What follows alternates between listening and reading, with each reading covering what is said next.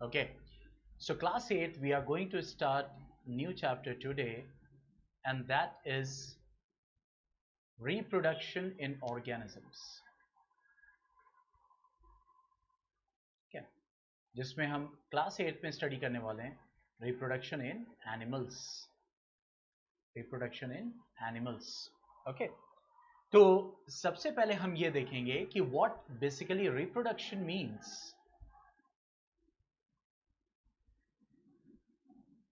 री मतलब दोबारा. री मतलब क्या होता है? अगेन. प्रोडक्शन मीन्स प्रोड्यूस करना. तो क्या मतलब हो इसका? Means the process by which an organism produces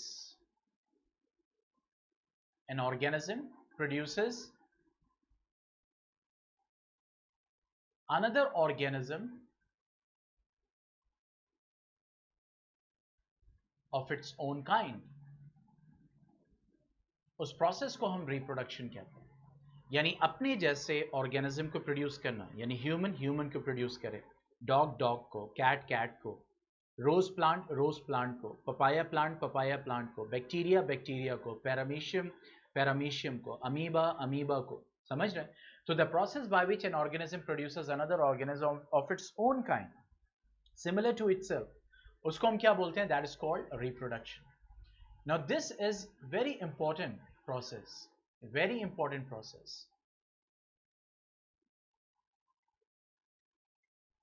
ठीक है? And why reproduction is needed?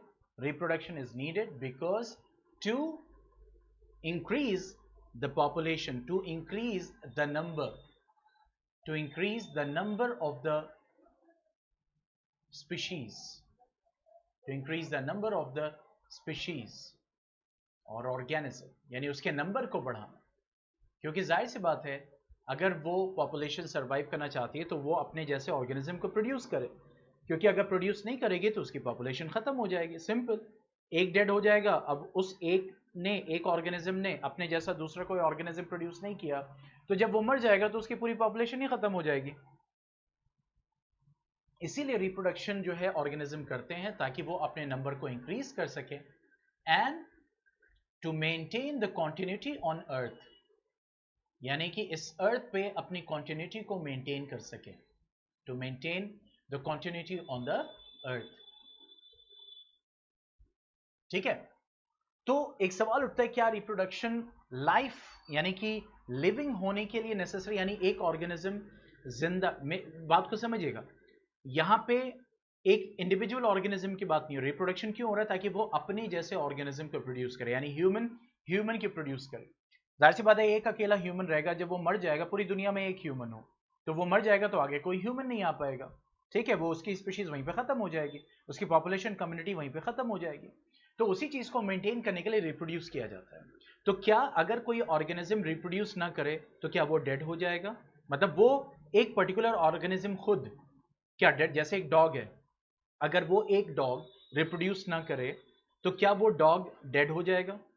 जैसे मिसाल के तौर पर, अगर आप खाना ना खाएं तो आप मर सकते हैं ना.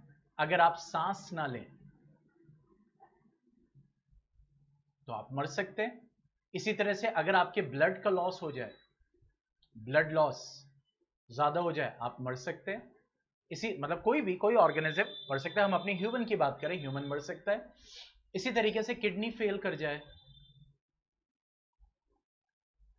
ऑर्गेनिज्म मर सकता है. यानी किडनी काम नहीं कर रही. हार्ट फेल कर जाए तो ऑर्गेनिज्म मर जाएगा. यस, मर जाएगा.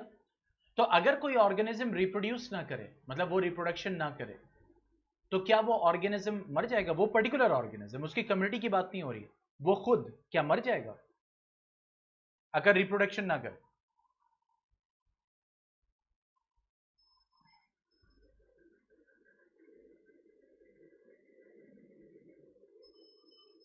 क्यों? अगर डॉग है, वो डॉग अगर रिप्रोड्यूस ना करे, यानी पपीज प्रोड्यूस ना करे, बिच है वो पपीज प्रोड्यूस ना करे, तो क्या वो बिच पपी प्रोड्यूस नहीं कर रही है तो क्या वो बिच मर जाएगी?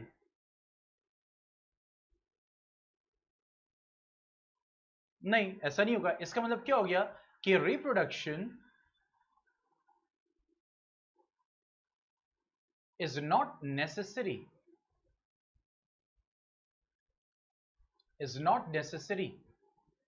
For survival of the organism, but it's necessary for the continuity of the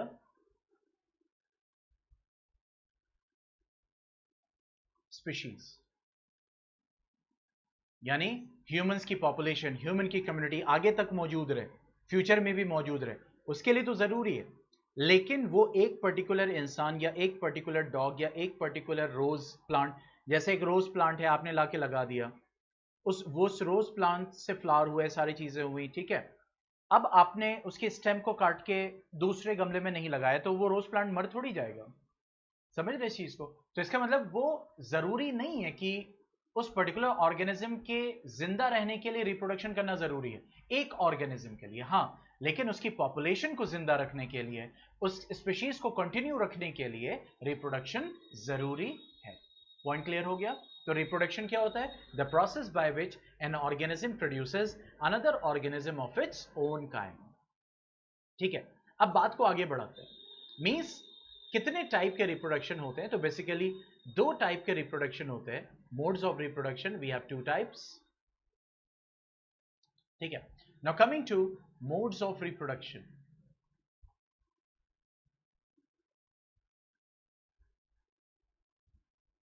ठीक है, modes of reproduction. So we have two types of reproduction.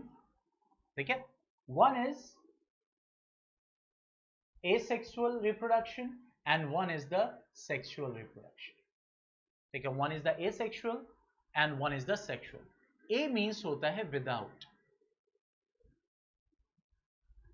ठीक है, तो asexual इसको कहते हैं जिसमें सिंगल पेरेंट इन्वॉल्व होता है, यानी both parents male female involve नहीं होता है।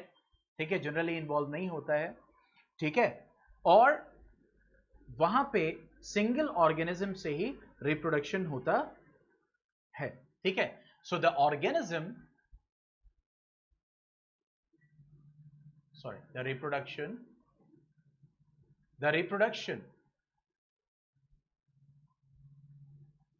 in which single parent is required,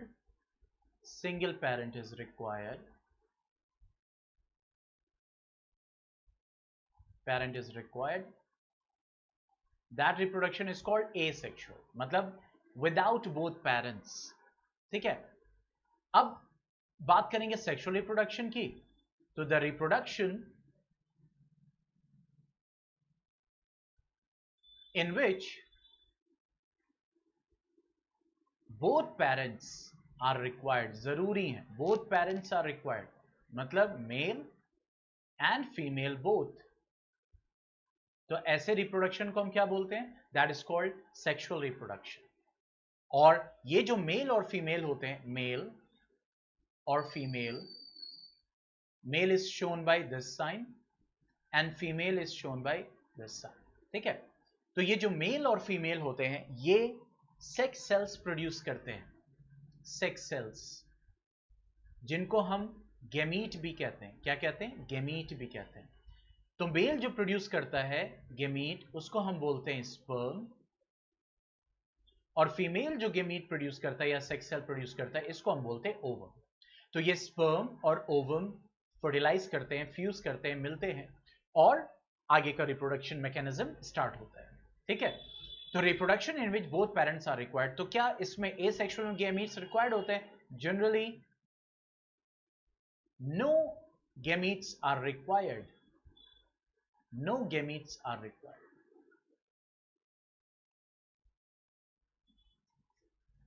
ठीक है, तो एसेक्सुअल रिप्रोडक्शन उसको कहते हैं जिसमें एक पेरेंट, जैसे मिसाल के तौर पर एक रोज का प्लांट है, बहुत ध्यान से समझिएगा, एक रोज का प्लांट आपने गमले में लगाए हुए, उस रोज प्लांट का एक स्टेम का पार्ट आपने काटा और इस स्टेम के पार्ट को आपने एक अलग गमले में लगा दिया। आप क्या देखोगे, इस स्टेम से नया रोज प्लांट तैयार हो जाएगा। ठीक है, तो ये जो रोज प्लांट था जिससे स्टेम काटा आपने, ठीक है, और उस स्टेम से नया रोज प्लांट तैयार हो गया, तो वहां पे सिंगल पेरेंट से ही आपने काम चलाया ना। ठीक है, तो सिंगल पेरेंट रिक्वायर्ड था, तो ये जो रिप्रोडक्शन हो रहा है जिससे एक नया रोज प्लांट तैयार हो रहा है स्टेम से, जिसको स्टेम कटिंग भी बोलते हैं, तो वो क्या कहलाएगा, asexual reproduction. Single parent is required. ठीक है, और जहां बोथ पेरेंट्स, इसी तरह जब हम आगे एसेक्सुअल सेक्सुअल रिप्रोडक्शन पढ़ेंगे तब आपको और आइडिया होगा कि how it is taking place. ठीक है, तो sexual reproduction means both parents are required, that is male and female, and asexual reproduction only single parent is required. ठीक है, कोई कंफ्यूजन इसमें तो पूछ सकते हैं।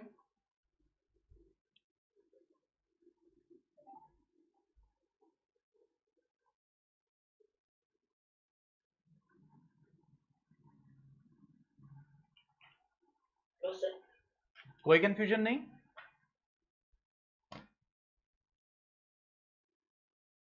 चलिए अब आगे बढ़ते हैं। तो सबसे पहले हम स्टार्ट करेंगे asexual reproduction.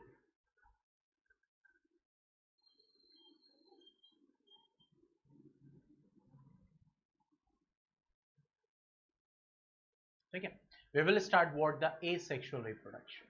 So there are different types of asexual reproduction. आप इसको 10th में भी और डिटेल में पढ़ेंगे। ठीक है, तो यहाँ कुछ एसेक्सुअल रिप्रोडक्शन, तो जैसे हमने बताया कि एसेक्सुअल रिप्रोडक्शन मींस जिसमें एक पेरेंट रिक्वायर्ड होता है, और जब रिप्रोडक्शन होता है तो जो ऑफस्प्रिंग प्रोड्यूस होते हैं, यानी जो बच्चे प्रोड्यूस होते हैं, तो वो बच्चे एकदम एग्जैक्टली अपने पेरेंट की तरह होते हैं एसेक्सुअल रिप्रोडक्शन। एसेक्सुअल रिप्रोडक्शन में जो ऑफस्प्रिंग्स होते हैं वो एकदम अपने पेरेंट की तरह होते हैं। ठीक है, तो सबसे पहले एसेक्सुअल रिप्रोडक्शन में हम डिस्कस करेंगे बाइनरी फिजन। ठीक है, बाइनरी फिजन की अगर हम बात करें तो फिजन मतलब होता है, देखो बेटा, फिजन मतलब होता है स्प्लिटिंग अप, यानी टूटना, और बाइनरी मींस होता है टू। बाइनरी मींस क्या होता है, टू। तो इसका मतलब क्या हो गया, इसमें जो ये जो रिप्रोडक्शन टाइप है, इसमें जो एक सेल यानी यूनिसेलुलर ऑर्गेनिज्म है वो स्प्लिट अप होता है दो यूनिसेलुलर ऑर्गेनिज्म में। ठीक है, जैसे एग्जांपल है अमीबा। अमीबा में जो रिप्रोडक्शन है वो binary fission asexual type of reproduction है। अब होता क्या है कि मान लीजिए ये अमीबा है, this one is amoeba, this nucleus, cytoplasm. ठीक है, so this is amoeba, parent amoeba. ठीक है, ये इसका क्या होगा, सेल मेम्ब्रेन हो गया। ओके, ये इसका क्या हो गया, न्यूक्लियस। ठीक है, और ये इसका क्या हो गया, साइटोप्लाज्म। अब देखो, जब इसमें ये binary fission asexual reproduction start होता है तो होता क्या है बेसिकली कि नेक्स्ट स्टेप पे ये जो इसका न्यूक्लियस होता है,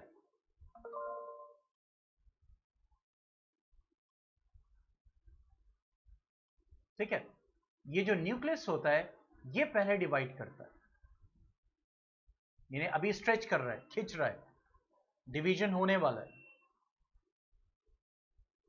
means the nucleus is dividing, the nucleus is dividing. ठीक है, उसके बाद क्या होगा नेक्स्ट स्टेप पे कि जो आपका जो डिवाइडिंग न्यूक्लियस था, ठीक है, वो अब दो छोटे छोटे न्यूक्लियाई में टूट जाएगा। ठीक है, that will break up into to.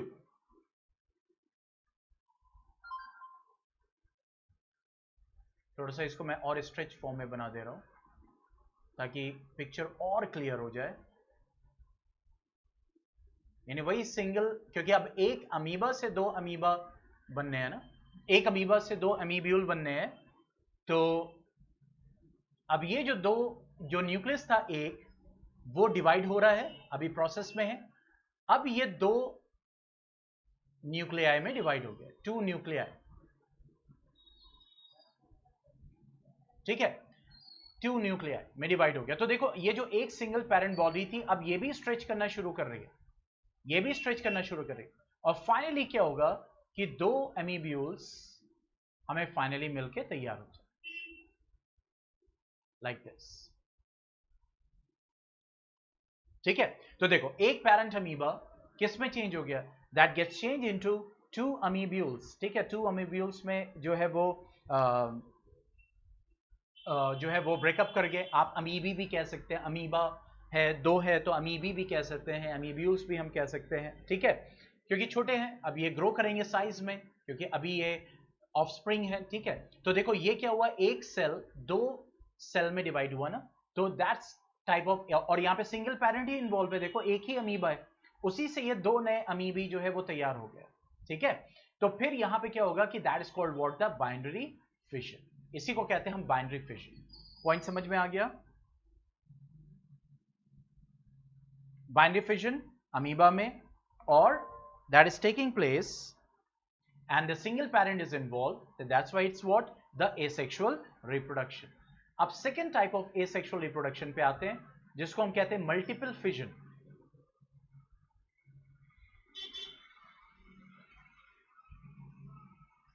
ठीक है, second type, and that is called multiple fission।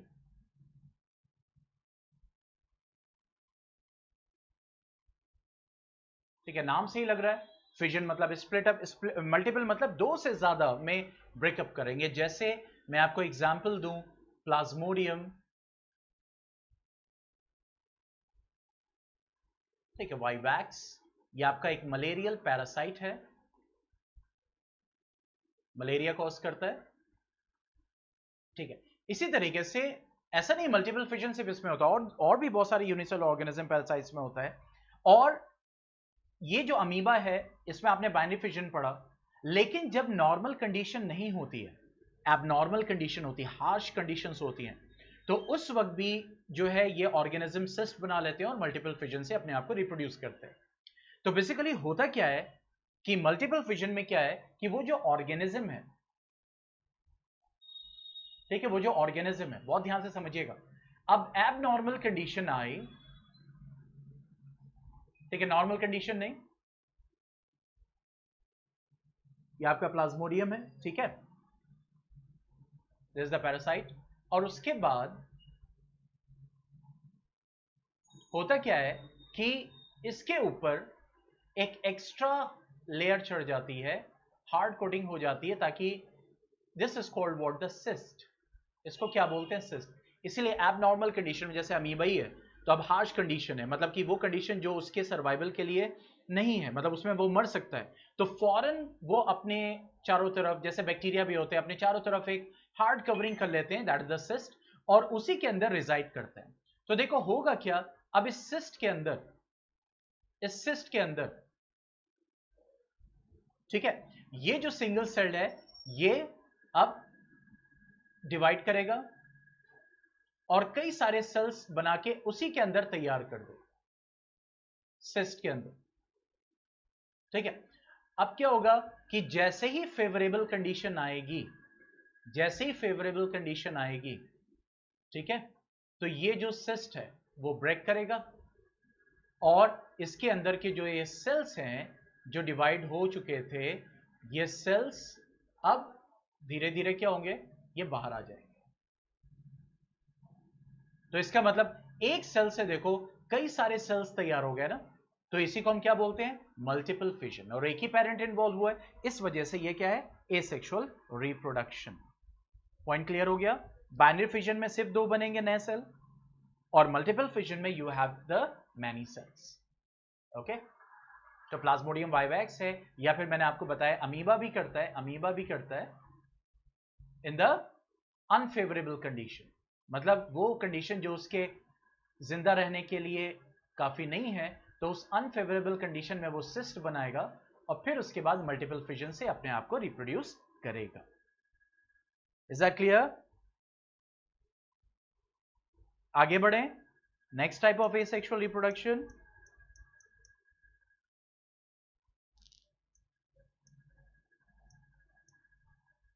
Okay, अब नेक्स्ट आगे बढ़ते हैं, एंड दैट इज बडिंग।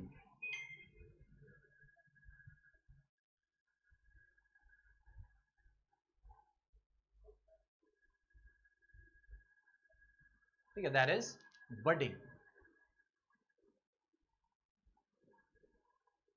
देखो बेसिकली अगर आप समझो बर्ड किसको कहते हैं, बर्ड अगर यहां पे आप बात करें, ठीक है, जैसे आप देखते हैं कि फ्लावर बर्ड होता है, फ्लावर बर्ड होता है, ठीक है, तो बर्ड किसको बोलते हैं, तो यहां पे जो बर्ड है बेसिकली वो क्या है, means a collection of cells, यानी कई सारे सेल्स मिलके, ठीक है, एक मास लाइक स्ट्रक्चर बना लेते हैं, कई सारे सेल्स, ठीक है, तो वो एक आउटग्रोथ की तरह दिखता है, क्योंकि हमें सेल्स तो दिखेंगे नहीं, लेकिन जब कई सारे सेल्स एक जगह इकट्ठा हो जाएंगे तो ऑब्वियसली वो एक आउटग्रोथ की तरह दिखता है, ठीक है, इस आउटग्रोथ को हम क्या बोलते हैं, that is called what, the bud, that is a collection of cells, ठीक है। तो अगर बड को हमें डिफाइन करना हो तो a bulb like projection, projection मतलब निकला हुआ, ठीक है, a bulb like projection formed on the body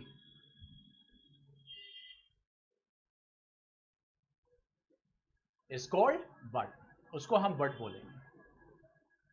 जैसे मैं आपको एग्जांपल दूं, ऑर्गेनिज्म जिसके अंदर बडिंग होती है, बडिंग से वो एसेक्सुअली रिप्रोड्यूस करता है, एंड दैट इज हाइड्रा। अब देखो हाइड्रा क्या है, it is not a single celled organism, it is a multi cellular organism, ठीक है, और ये क्या कर रहा है, बडिंग से अपने आप को रिप्रोड्यूस कर रहा है। अब देखो अगर क्यों ये बडिंग एसेक्सुअल रिप्रोडक्शन है, अभी आपको समझ में आ जाएगा, ठीक है, ये हाइड्रा की पेरेंट बॉडी है,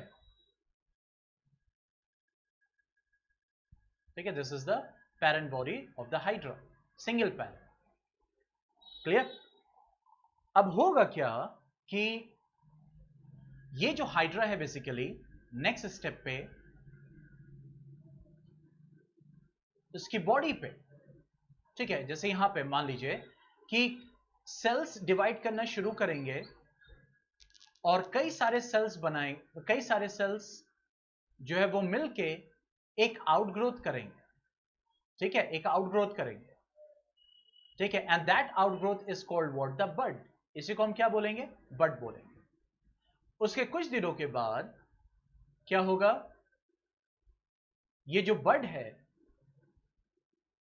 ठीक है, अब इसमें क्या होगा कि टेंटिकल्स ग्रो करना शुरू कर जाएंगे पेरेंट बॉडी की तरह, ठीक है, टेंटिकल्स ग्रो करना शुरू किया, अभी एक छोटा हाइड्रा तैयार हो गया, ठीक है। उसके बाद क्या होगा कि पेरेंट बॉडी से वो क्या करेगा, अपने आप को डिटैच कर लेगा लाइक दिस, और फिर ग्रो करके एडल्ट में तैयार हो जाएगा। तो देखो सिंगल पेरेंट बॉडी से नया हाइड्रा तैयार हुआ, ठीक है, हालांकि ये मल्टी सेलुलर ऑर्गेनिज्म, हाइड्रा क्या है, मल्टी सेलुलर ऑर्गेनिज्म, कई सारे सेल्स का बना हुआ है, ठीक है, लेकिन सिंगल पेरेंट से एक नया हाइड्रा तैयार हो गया, तो इसीलिए बडिंग क्या है, it's a type of asexual reproduction in which the reproduction takes place with the involvement of the bud। इसमें कोई कंफ्यूजन बेटा? दूसरे ऑर्गेनिज्म का भी एग्जांपल दे दे रहा हूं, और कौन से ऑर्गेनिज्म जो बडिंग से करते हैं, जैसे यीस्ट हो गया, यीस्ट ये आपका सिंगल सेल्ड फंगस है, सिंगल सेल्ड फंगस, ठीक है, yeast, okay, that is saccharomyces. Is that clear? कोई कंफ्यूजन आपको बेटा हाइड्रा में, बडिंग में?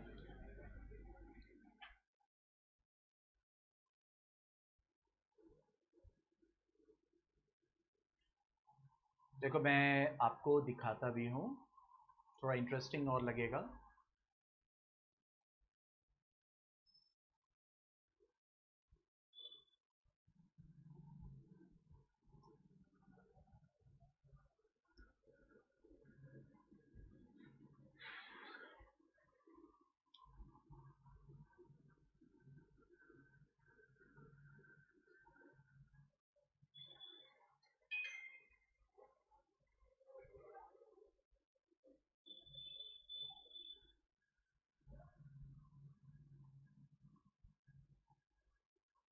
ये देखो ये हाइड्रा है, ताकि हाइड्रा आप देख सको। That is the microscopic view basically. Hydra को दिखाना था बेसिकली। कोई ऐसा वीडियो नहीं है जहाँ पे बडिंग होता हो, क्योंकि it's a time taking process.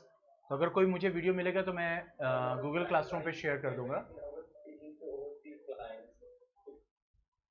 Google classroom पे शेयर कर दूंगा जहाँ पे कोई अगर रियल वीडियो किसी ने बनाई होगी बडिंग की। मैंने सोचा कि आपको हाइड्रा दिखा दे रियलिटी में, ताकि आप उसको एनालाइज कर सकें, विजुअलाइज कर सकें।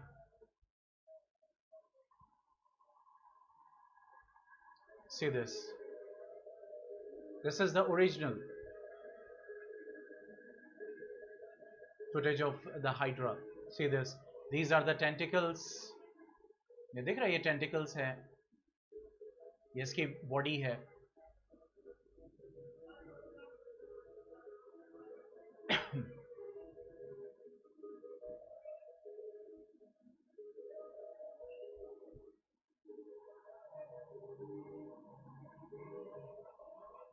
ओके, अच्छा लगा देख के हाइड्रा ओरिजिनलिटी में।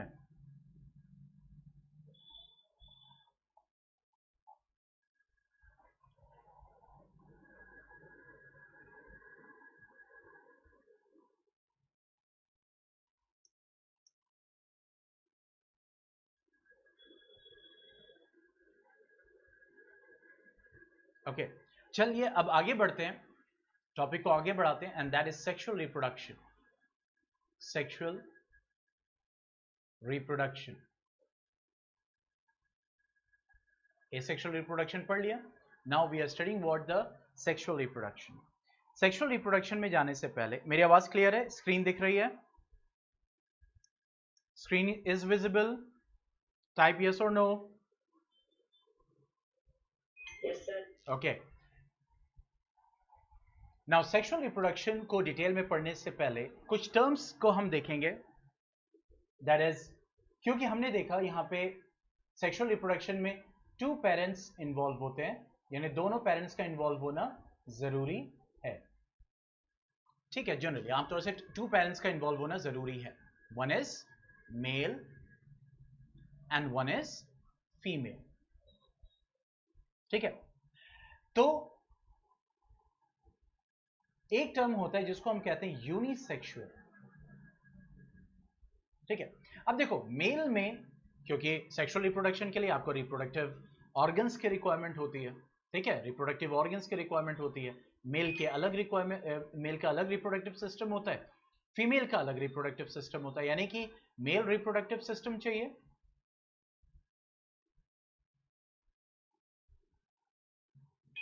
और फीमेल रिप्रोडक्टिव सिस्टम चाहिए।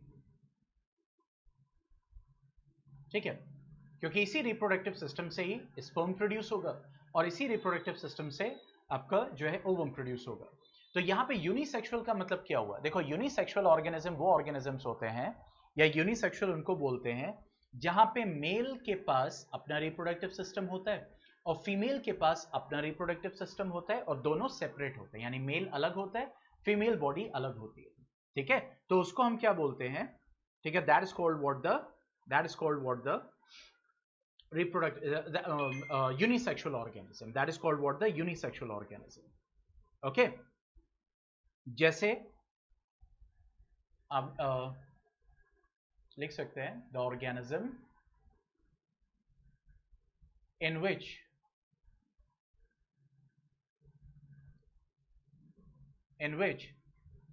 the male and female reproductive systems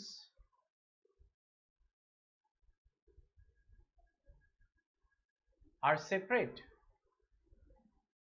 यानी मेल अलग है, फीमेल अलग बॉडी है। ठीक है, are separate, that is called unisexual organism. For example, जैसे ह्यूमन है, तो ह्यूमन में मेल अलग होता है, उसके पास मेल रिप्रोडक्टिव सिस्टम होता है। ह्यूमन हो गया, मैं कुछ एग्जांपल्स लिखवा दे रहा हूं। मंकी हो गया आपका, ठीक है, आपके बर्ड्स हो गए, बर्ड्स में भी मेल अलग होता है, फीमेल अलग होती है। ठीक है, रेप्टाइल्स में भी, समझ गए? तो जनरल एग्जांपल्स मैं लिखवा रहा हूं। फिश हो गया, ठीक है, फिशेस हो गए, फ्रॉग्स हो गए, मतलब मेल अलग फीमेल अलग एक्सेट्रा, ठीक है। तो उसको हम क्या बोलेंगे, यूनिसेक्सुअल। Is that clear? एक टर्म होता है बाइसेक्सुअल, या जिसको हम कहते हैं हर्माफ्रोडाइट। हर्माफ्रोडाइट। तो ये कौन से ऑर्गेनिजम्स होते हैं? ये वो ऑर्गेनिजम्स होते हैं, बाइसेक्सुअल ऑर्गेनिजम्स का मतलब ये हो गया कि मेल रिप्रोडक्टिव सिस्टम और फीमेल रिप्रोडक्टिव सिस्टम एक ही ऑर्गेनिज्म के अंदर होता है, ठीक है। Means the mail and female reproductive system,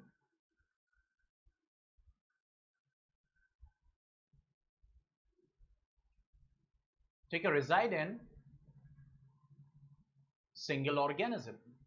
एक ही ऑर्गेनिज्म के अंदर ही मेल भी और फीमेल दोनों रिप्रोडक्टिव सिस्टम होते हैं। And the best example is that is the pheretima posthuma, that is earthworm. Earthworm जो आप देखते हो, उस एक अर्थवर्म के अंदर दोनों रिप्रोडक्टिव सिस्टम होते हैं, मेल भी होता है फीमेल भी होता है। तो इसीलिए उसको क्या बोलते हैं, बाइसेक्सुअल बोलते हैं। That is called what, the bisexual, ठीक है। इसी तरह आपका अर्थवर्म हो गया लीचेस, जो आपकी जोंक होती है, ठीक है, एक्सेट्रा। बहुत सारे ऑर्गेनिजम्स हैं जो हर्माफ्रोडाइट की तरह काम करते हैं। Means male reproductive system and female reproductive system, ये दोनों क्या होते हैं, दोनों सेम ऑर्गेनिज्म के अंदर होते हैं। तो ये डिफरेंस समझ में आ गया, यूनिसेक्सुअल एंड बाइसेक्सुअल। यूनिसेक्सुअल मतलब male and female are separate, male reproductive system अलग, फीमेल रिप्रोडक्टिव सिस्टम, मतलब पूरे एक इंडिविजुअल में मेल रिप्रोडक्टिव सिस्टम होगा, दूसरे इंडिविजुअल में सिर्फ और सिर्फ फीमेल होगा, ठीक है। तो वो यूनिसेक्सुअल कहलाते हैं। जैसे बेस्ट एग्जांपल मैंने आपको दिया ह्यूमन, ताकि विजुअलाइजेशन हो जाए, ठीक है। और बाइसेक्सुअल मतलब एक ही ऑर्गेनिज्म के अंदर दोनों रिप्रोडक्टिव सिस्टम।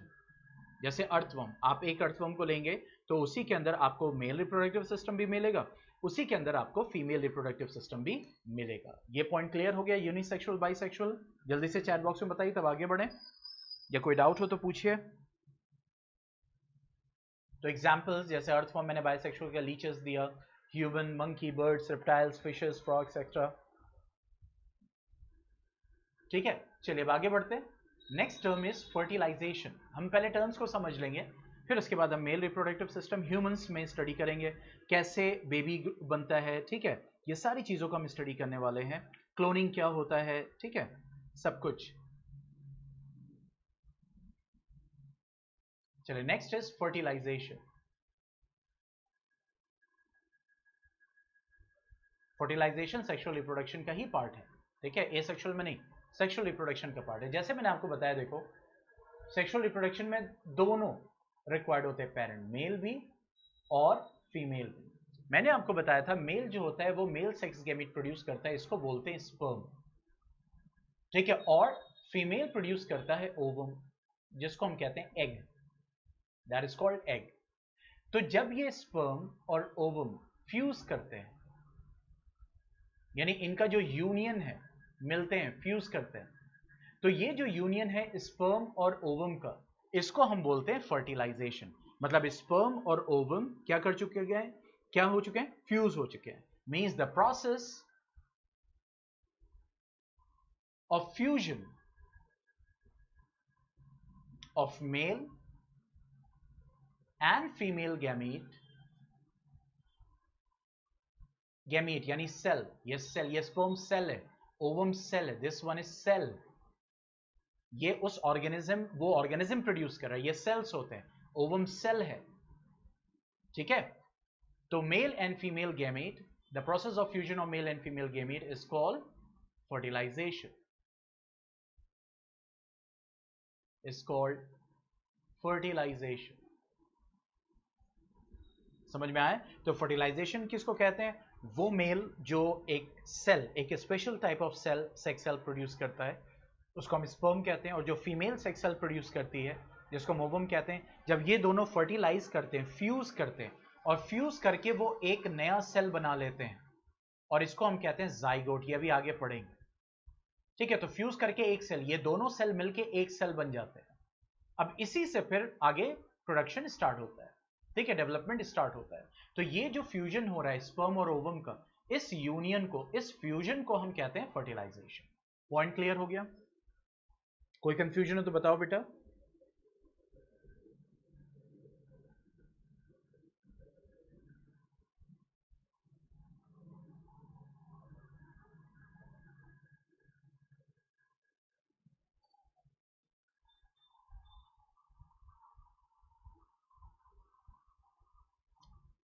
ओके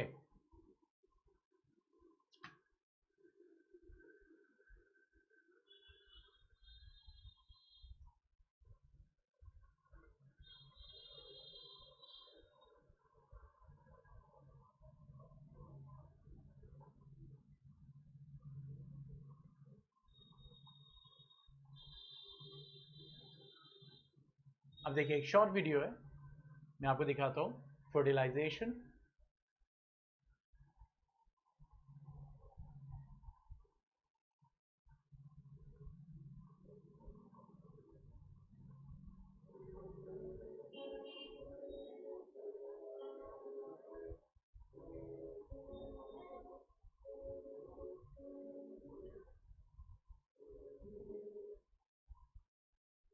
देखिए, this one is egg, this one is egg, okay, where it is present now, these are the sperms. अब देखो, ये स्पर्म एग के साथ क्या हो गया, फ्यूज हो गया। देखो यहाँ पे क्या हो रहा है, फ्यूजन, फर्टिलाइजेशन हो रहा है। तो यहाँ पे एक स्पर्म एक एग के साथ फ्यूज कर गया, फर्टिलाइज कर गया, इसी को फर्टिलाइजेशन कहते हैं। उसके बाद देखो, अब डिवीजन स्टार्ट हो जाएगा, वो आगे हम पढ़ेंगे कैसे डिवीजन होगा एंड ऑल एवरीथिंग। ठीक है, तो फर्टिलाइजेशन क्या होता है, जब स्पर्म ओवम से मीट करता है और फ्यूज कर जाता है और एक सिंगल सेल तैयार करता है। ठीक है, अब आते हैं टाइप्स पे। ठीक है, टाइप्स ऑफ फर्टिलाइजेशन। ठीक है, types of fertilisation.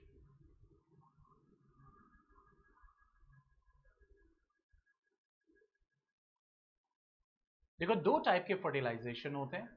One is called internal fertilisation, one is called external, यानी बाहर। एक्सटर्नल फर्टिलाइजेशन क्या मतलब हुआ, ये इंटरनल और एक्सटर्नल किस बेसिस पे कह रहे हैं? तो जब फर्टिलाइजेशन फीमेल की बॉडी के अंदर हो, ठीक है, व्हेन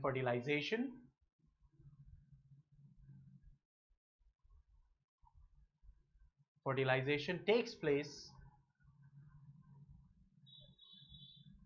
यानी मेल से स्पर्म आता है और वो फीमेल की बॉडी के अंदर, जैसे अभी हमने वीडियो देखा, तो वो जो एग था वो फीमेल के अंदर था और स्पर्म मेल से आया था, तो वो फर्टिलाइजेशन बॉडी के अंदर हो रहा था। तो when the fertilisation takes place inside the body, inside the female body, that is called internal fertilisation. और एक्सटर्नल फर्टिलाइजेशन कहते हैं व्हेन फर्टिलाइजेशन टेक्स प्लेस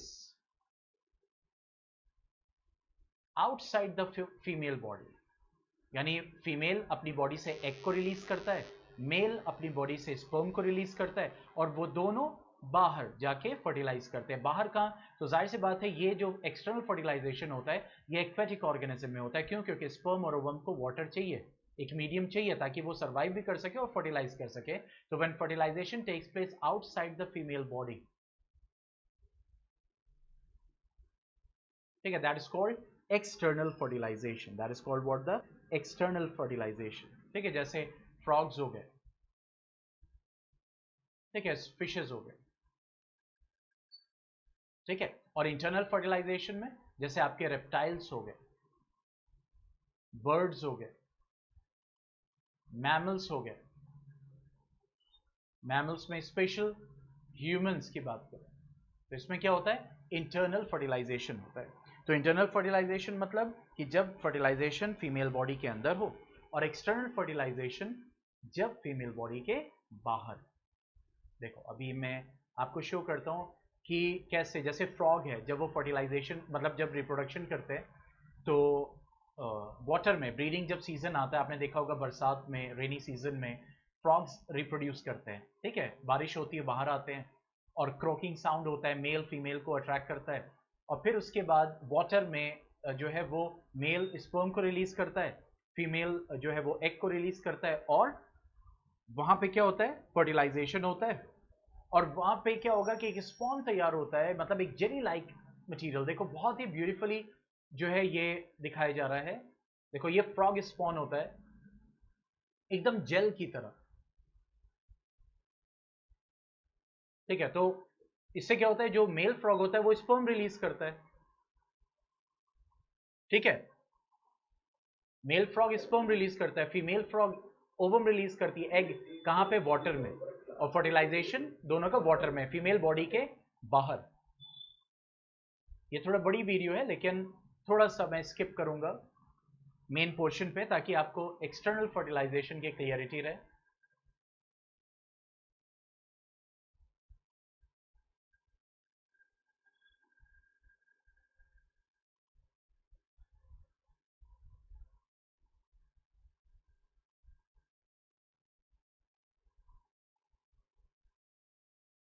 देखो यहाँ पे एकदम नॉर्मल जैसे होता है ना कि पानी वानी भर जाता है पॉन्ड एरिया में या फिर जो है मार्शी एरियाज में, ठीक है। तो देखो ये दिख रहा है, ये देखो, is this visible to you, black black black and all.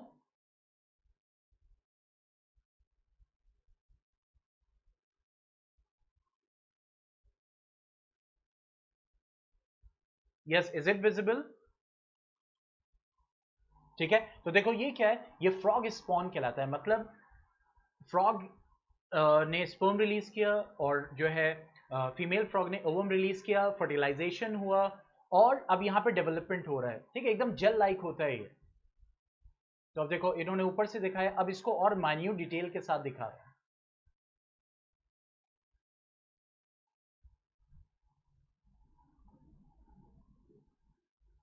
ठीक है। देखो अब ये एग रिलीज हुआ, अब देखो it's a very high contrast camera, it's working out.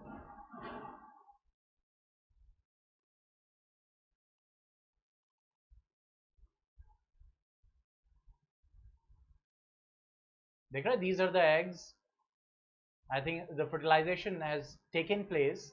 अब धीरे धीरे देखो ये एग्स जो है, अब फर्टिलाइजेशन हो चुका है, अब ये डेवलप, ये देखो सो ब्यूटीफुली एंड देखो अब ये धीरे धीरे डेवलप कर रहा है, देख रहे, development is taking place.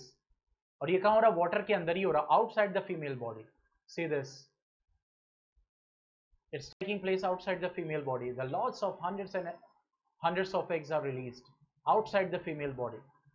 So that's called what the, तो जब वो फ्यूज करेगा that is the fertilization. ये तो पूरा डेवलपमेंट मैं दिखा रहा हूँ कैसे डेवलप कर रहा है, देखिए टैडपोल में डेवलप कर रहा है, फिर उसके बाद फ्रॉगलेट्स में डेवलप कर रहा है, फिर उसके बाद एडल्ट फ्रॉग में बन के तैयार हो जाएगा, ठीक है। तो यहाँ तो पूरा डेवलपमेंटल स्टेज दिखा रहे हैं। तो कहने का मतलब था external fertilisation that takes place outside the female body and the example is the frog. Is that clear? कोई confusion?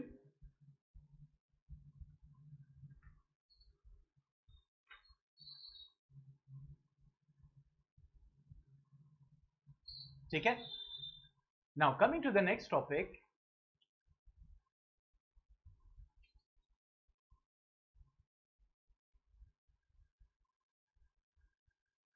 and that is sexual reproduction in humans. ठीक है, that is sexual reproduction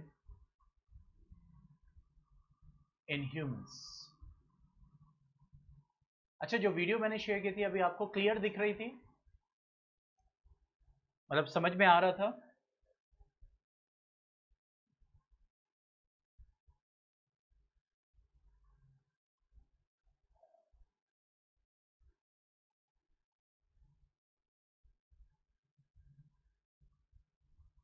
Yes, sir.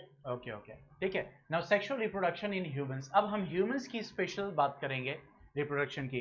तो इसमें क्या हम पढ़ने वाले, इसमें हम पढ़ने वाले मेल रिप्रोडक्टिव सिस्टम,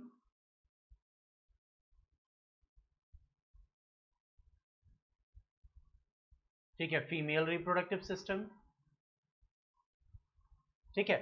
फिर उसके बाद there is a fertilisation,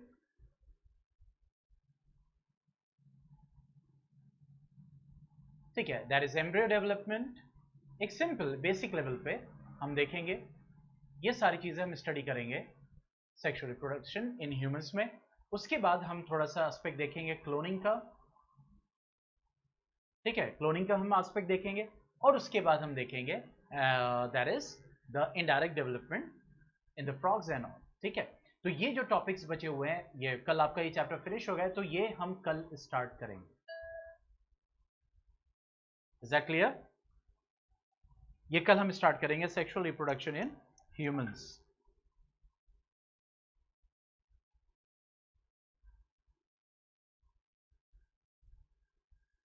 okay, तो आज क्विज जाएगा, क्विज को अटेम्प्ट कीजिएगा और कोशिश कीजिएगा कि ज़्यादा से ज़्यादा मार्क्स आए, फुल मार्क्स आए क्विज में, यानी 10 के 10 क्वेश्चन आप अच्छे से अटेम्प्ट करें। ठीक है, लेक्चर अपलोड होने में अब टाइम लगता है क्योंकि थोड़ा सा साइज़ इसकी ज़्यादा होती है, क्योंकि अगर क्वालिटी को अच्छा रखना है तो साइज़ को बड़ा रखना होता है। ठीक है, तो वो ठीक है, तो कल हम इसको स्टार्ट करेंगे। उसके बाद इसको कंप्लीट करने के बाद आपका 50% ऑलमोस्ट साइंस पूरा हो जाएगा, तो हम मैथ्स पे फोकस करेंगे। ठीक है, उसके बाद धीरे धीरे हम साइंस पढ़ते रहेंगे, आपकी साइंस लास्ट मोमेंट तक कवर हो जाएगी। ठीक है, कोई डाउट, कोई confusion?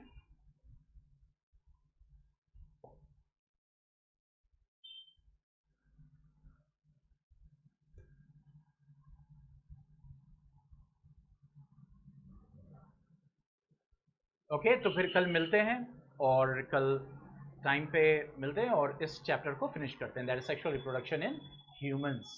Stay home, stay safe.